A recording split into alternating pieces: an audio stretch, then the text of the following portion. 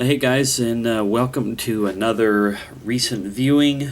And this one took a few more days than I expected it to go.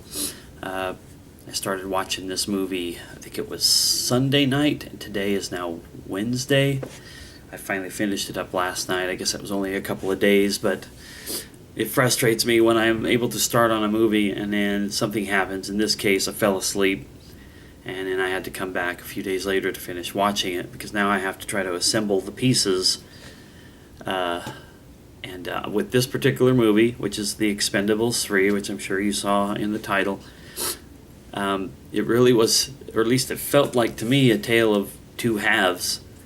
The first half of the movie, and roughly about where I fell asleep, was like its own thing, and then everything after that was something altogether, well, not different, it just felt slightly different from the beginning of it. Anyway, I don't know how to really explain that well, but I just wanted to hammer out a few particular points that I wanted to make about this movie. The first thing was, welcome back to Wesley Snipes and Antonio Banderas, who I feel like kind of owned this movie. Like a lot of the other characters who've been here from previous Expendables were there, but aside from like Stallone, they were just, like I said, they were just kind of there. I don't want to talk too much about the first Expendables movies until I've had a chance to like rewatch them, and then I can do one of these for each. But I've always been a big fan of the Expendables series in general. When the first one was announced, when I started to see, advertising, and especially that cast, that like roll call of big Hollywood action star names, even if they were from 10, 20, 30 years ago. These are a lot of guys who were blowing it up in the 80s and the 90s.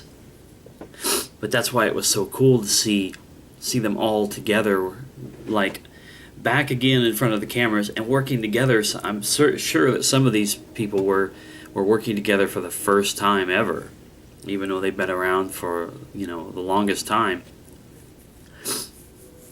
And that's the premise of the Expendables. If for some reason you don't know about the movies, it was basically created and concocted by Sylvester Stallone himself.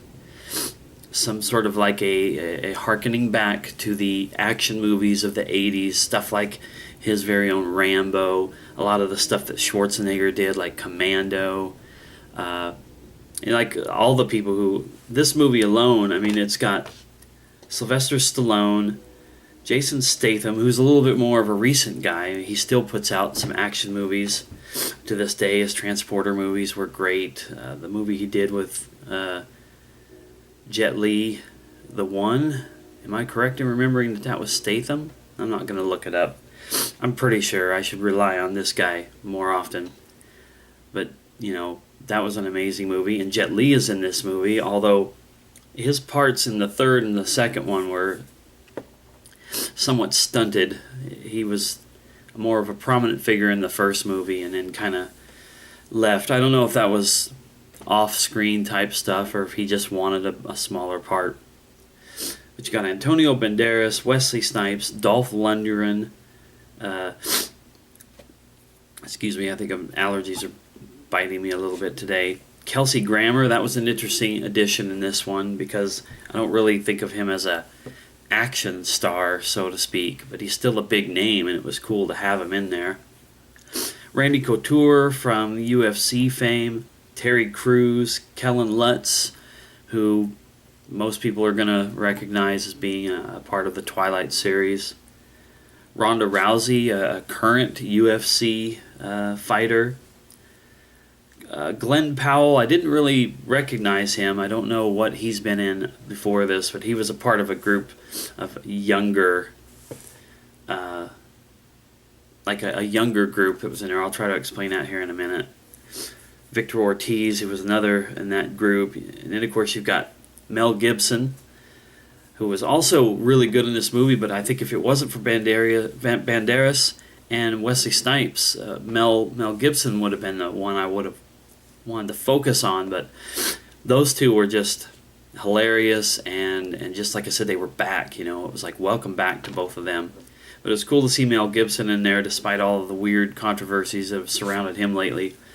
They had Harrison Ford, who essentially replaced Bruce Willis, who was in the first two movies.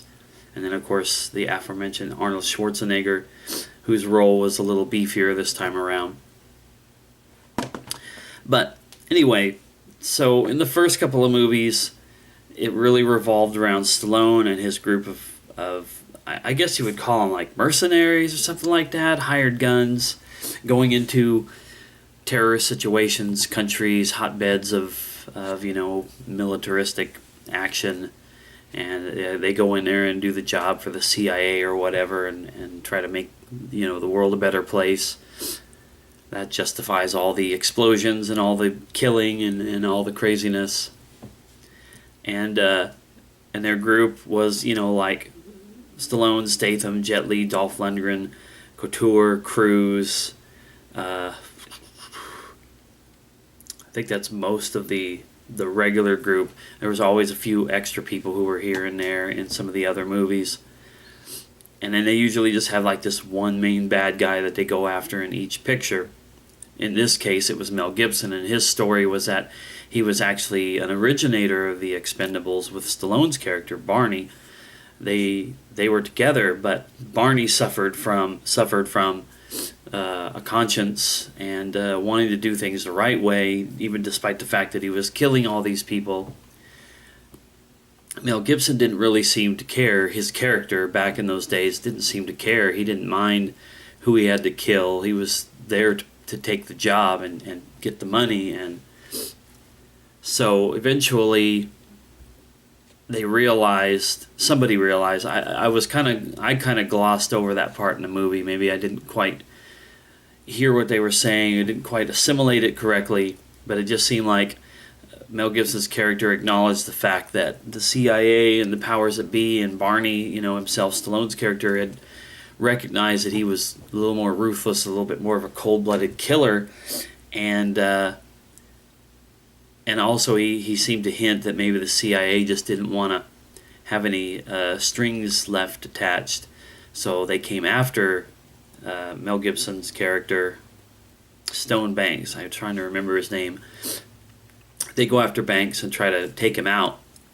Well, of course, like it happens in most of these movies, they fail. They didn't realize it for the longest time, and then boom, all of a sudden, the Expendables are going into a situation, and it's Stone Banks. They're, Barney's former partner and originator of the Expendables, and they're going after him.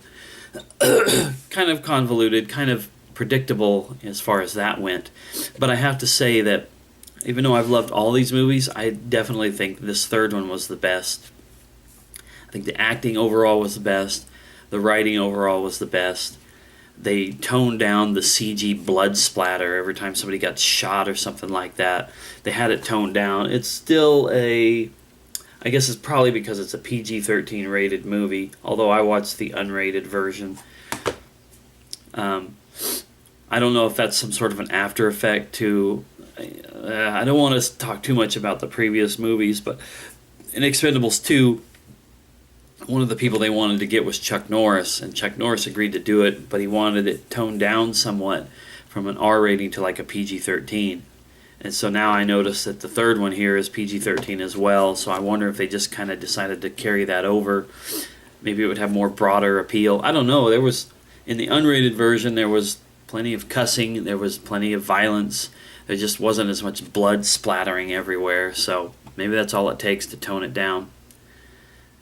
But altogether, I just thought it was a better overall product. Had it felt like the entire series had declined by the time we get to this one, I might have thought, let's just kill it at 3 movies. But now if they wanted to do another movie, I'd probably be welcome to that. But then I'd say probably that's got to be it. You got to cut it off somewhere. You can't just milk it, especially since these guys are kind of old. I hate to say that. A lot of these guys look at those Stallone and Schwarzenegger, Harrison Ford are all looking their age, and I don't know, I guess it's not like I want them to die. It's not like I want them to retire and be stuck in a a convalescent home or something like that. But this kind of movie, maybe it's time to wrap it up. But anyway, so before I go and forget, before I completely let my train of thought go off the tracks, at the beginning of the movie, like literally the beginning of the movie, it shows the Expendables crew on this train, and they're going after somebody. You can tell that they're trying to free somebody from a prison train. And I was like, I wonder who it's going to be. Well, it turned out to be Wesley Snipes, who was also a previous member of the Expendables, but who'd been in some sort of like foreign prison for like 8 years. And then this just happened to be this day when he's being transferred on a train to some warlord's compound, where I guess you assume he's going to be tortured or killed or whatever. And the crew goes and busts him out after 8 years. And so for that first 45 minutes to an hour of the movie, it was sort of like a homecoming for Wesley Snipes. A lot of great in-jokes. He makes a joke to, I think it was Cruz and Couture's characters, or Lundgren perhaps. Anyway, 2 or 3 of the guys are sitting in this train with Wesley Snipes after they'd busted him out. And they're like, what were you in for? And he's like, tax evasion. And it's just like hilarious in-joke, because Wesley Snipes was imprisoned for tax evasion for a while. And I feel like that's kind of what, in the last decade or so, kind of just took Wesley Snipes right off the map. So it was nice for him to be back. Makes me want to go watch Demolition Man. Makes me want to go watch a few other things that I know that he was in back in the 90s. Just felt a rejuvenation for him, and he was on point. He was funny. He was pulling off all the action really well. So that's where I give a thumbs up for having Wesley Snipes in the movie, having him back. It was really, really cool. Flip to the other half of the movie. Once Barney has decided that the Expendables is done and he feels like he's going to, all of his friends in the group are going to get killed over his little conquests, he decides he wants to go after Stone Banks on his own. And he's going to get a new crew, so he goes and interviews, checks out all these younger characters. That's where all these other actors I mentioned before, Kellen Lutz, Ronda Rousey, Victor Ortiz, Glenn Powell, it's where they all come from. But one of the people that he sees along the way turns out to be Antonio Banderas. Pops down, looks around, and boom, it's Antonio. And, he's looking older too, so they're like, no, we don't want any part of you. He was really funny, though, and later on he pops back up after the younger crew gets taken prisoner by Stone Banks. He pops up and pesters Barney to be part of the team.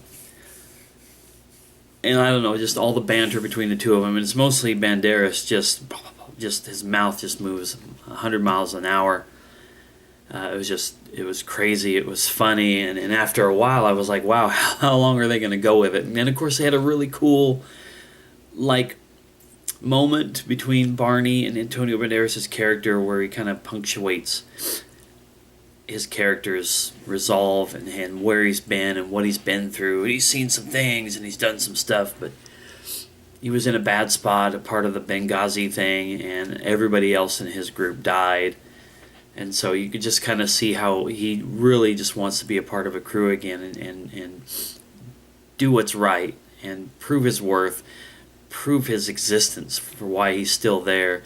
So it was a real poignant moment, and it was really, really cool. And that's, like I said, I felt sort of like middle towards the end of the movie was really in Antonio's hands. It was like, welcome back to him. Made me want to go watch Desperado, because it's been a long time since I watched that.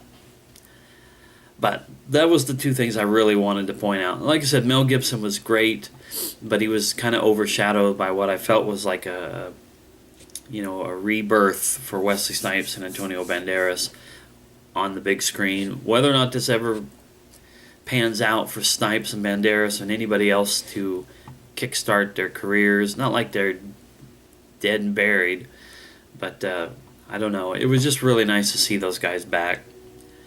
So at this point, I feel like I'm starting to ramble a little bit. Anyway, Expendables 3 was awesome.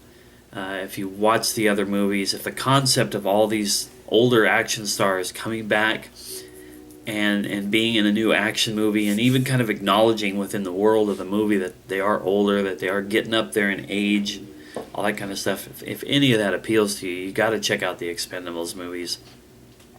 A lot of people look at them in disdain. They just think, oh, look, it's more of the schlocky bullshit from the 80s. If you saw that stuff in the 80s and thought that about it, you would probably find this to be the same thing. But I just find them to be really entertaining, really invigorating, and in the case of this movie, really awesome to see some of these faces back kicking some ass.